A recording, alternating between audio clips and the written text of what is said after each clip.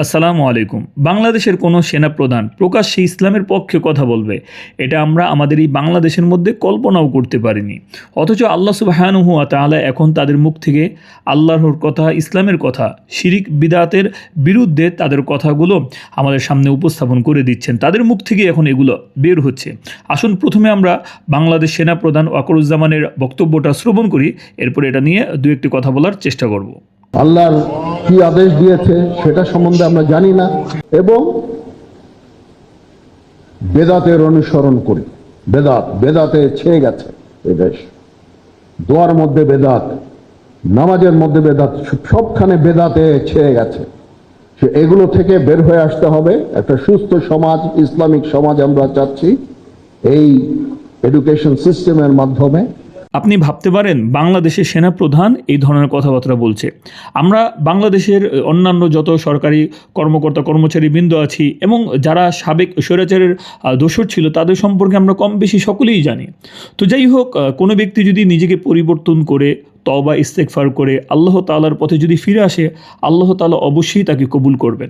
অতএব কোনো ব্যক্তি যদি চাপদারি রাখে, আল্লাহ তাআলার কথাবার্তা বলে, সুন্দর সুন্দর কথাবার্তা বলে এবং তার জীবনের মধ্যে যদি পরিবর্তন এগুলো লক্ষ্য করা যায়, তাহলে অবশ্যই আমাদের সকলকে স্বাগতম জানানো দরকার।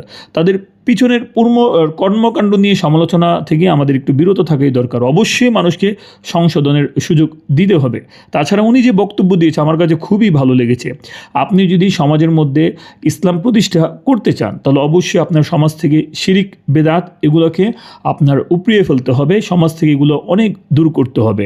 আপনি কোরআন এবং হাদিস খুললে দেখবেন প্রত্যেকটা জায়গার মধ্যে শিরিক এবং বেদাতের বিরুদ্ধে কঠোর থেকে কঠোর আহ্বান জানানো হয়েছে। আল্লাহ তাআলা বলেছেন সব গুনাহ আল্লাহ মাফ করে দিবেন, কিন্তু শিরকি গুনাহ আল্লাহ মাফ করবেন না।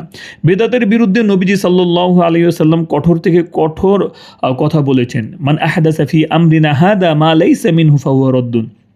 যে ব্যক্তি আমাদের ইসলাম ধর্মের মধ্যে নতুন নতুন কোনো বিষয় আবিষ্কার করলো যেটা ইসলামের অন্তর্ভুক্ত ছিল না, সেটা প্রত্যাখ্যাত হবে। সেনাপ্রধান বলছে এটাই যে আল্লাহ আমাদেরকে কি বলেছে এটা আমরা জানি না। আমরা বেদাত করি, আমরা দোয়ার মধ্যে বেদাত করি, নামাজের মধ্যে বেদাত করি, আমাদের কর্মকাণ্ড মধ্যে বেদাতে ভরা। সমাজের আশেপাশে ইসলামের নাম দিয়ে কী পরিমাণ শিরিক আর বেদাত করা হয় এটা আমরা সকলেই জানি। তো উনি এই ধরনের বক্তব্য দিয়েছে, আমার কাছে বিষয়টা খুবই ভালো লেগেছে। অবশ্যই তাদেরকে এই ধরনের বক্তব্যের জন্য স্বাগতম জানাচ্ছি। তো আসলে তার সম্পর্কে আপনাদের যদি কোনো মতামত থাকে তাহলে কমেন্টে জানাতে পারেন। তার এই বক্তব্যটাকে আপনি কি সমর্থন করছেন কিনা, অথবা কেন তিনি এই ধরনের বক্তব্য দিচ্ছেন, আপনার যদি এই সম্পর্কে কোনো গবেষণা কিংবা মন্তব্য থাকে তাহলে কমেন্টে আমাদেরকে জানাতে পারেন। আসসালামু আলাইকুম ওয়া রাহমাতুল্লাহ।